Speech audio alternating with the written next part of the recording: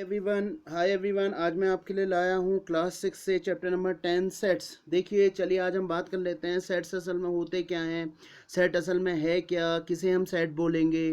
तो और फिर इसके बाद हम इसके बाद इसकी बेस एक्सरसाइज के क्वेश्चन सॉल्व करेंगे। देखिए, सेट क्या है? सेट है a set is a collection of well defined object या वेल डिफाइंड डाटा, जिसको हम सही तरीके से डिफाइन करें या सही तरीके से रख सकें। अब डाटा क्या है, देखिए।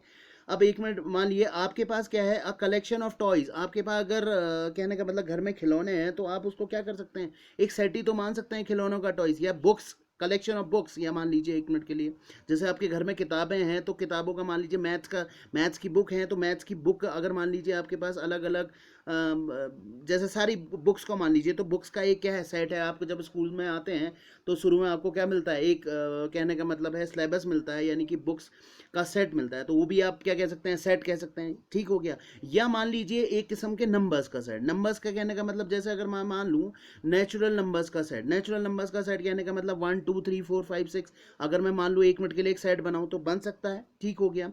या आपके मान लूँ आप अगर कहने का मतलब है आपके दोस्तों के ग्रुप का जो जो ए नेम से आते हैं।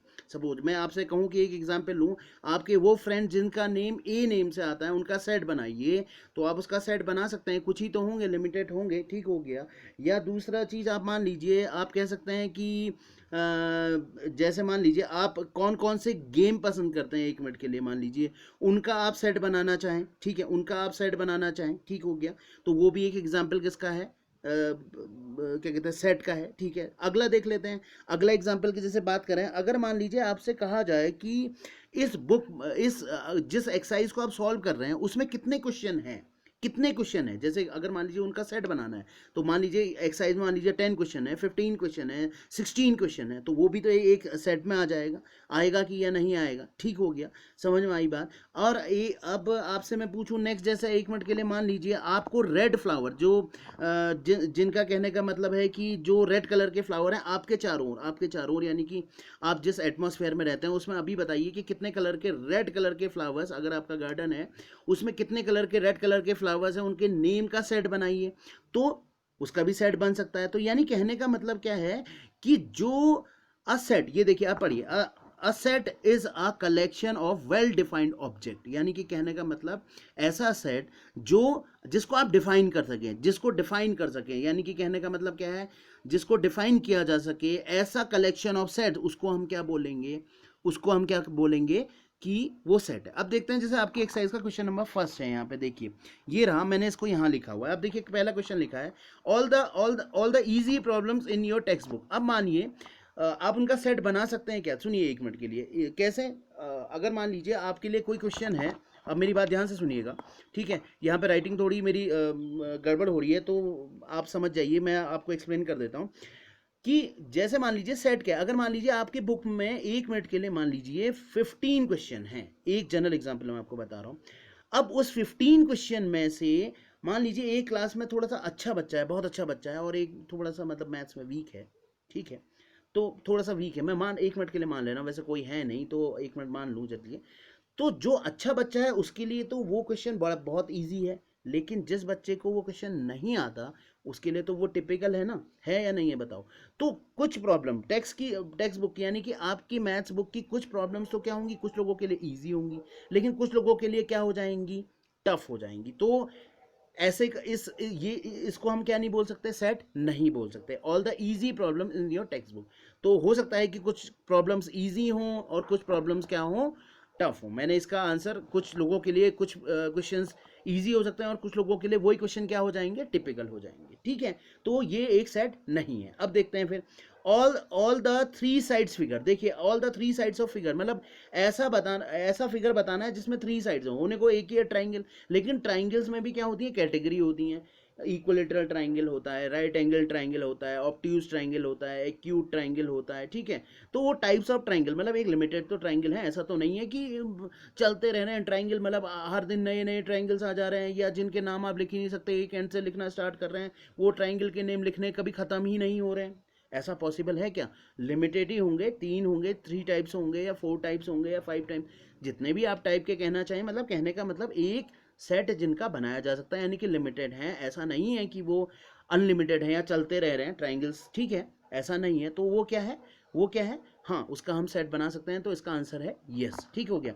अब ये क्या कह रहा है, देखिए the first five counting numbers, पहले 5 नंबर, पहले फर्स्ट 5 काउंटिंग नंबर्स का आप सेट बना सकते हैं क्या, बना सकते हैं, बिल्कुल बना सकते हैं। देखिए 1 2 3 4 5, तो सेट को हम कैसे डिफाइन करते हैं, देखिए ऐसे डिफाइन करते हैं। सेट को डिफाइन करने का तरीका होता है इस टाइप में, कर्ली ब्रैकेट के अंदर। तो हम क्या लिख देंगे, 1 2 3 4 एंड 5। ठीक हो गया, ठीक हो गया। अगर यही हमसे कहता, अगर इंग्लिश में वाउल्स का सेट बनाइए, 1 मिनट के लिए वाउल्स का सेट बनाइए, तो कितने वाउल्स होते हैं, अगर यही क्वेश्चन कहता, तो ए ई आई ओ यू, ठीक है, यही तो बनेगा। और सेट को हम जैसे हम किस में डिनोट करते हैं, इस कर्ली ब्रैकेट के अंदर शो करते हैं। तो यानी कि ये एक सेट है, यानी कि ए ई आई ओ यू का सेट बन सकता है। अब देखते हैं, चलिए ये, अब देखिए ये क्या कह रहा है, all the tall boys in your classroom. अब बताइए भैया, टॉल बॉय की आपने क्या डेफिनेशन रखी है, पहले ये बताइए, कितना टॉल, कितना टॉल, ये बताइए आप कि कितना टॉल, किसको टॉल कह रहे हैं, कि 5 इंचेस वाले को टॉल बोल रहे हैं कि 10 इंचेस वाले को टॉल बोल रहे हैं, मतलब कहने का मतलब है क्या डेफिनेशन बनाई है आपने टॉल की, कितना लंबा है, आपके उसमें कितने बच्चे हैं, पहले ये बताइए। ये नहीं बन सकता, ये सेट का एग्जाम्पल नहीं है। मतलब किस कंपैरिजन में आप टॉल की बात कर रहे हैं, मतलब आप किस हाइट वाले को टॉल मान रहे हैं, ये मैं पूछना चाह रहा हूँ। इसलिए हम इसका सेट नहीं बना सकते, मेरे हिसाब से इसने कुछ क्लियर नहीं किया है, तो इसलिए इसका सेट नहीं बन सकता है। ठीक हो गया। चलिए देखते हैं फिर अगला।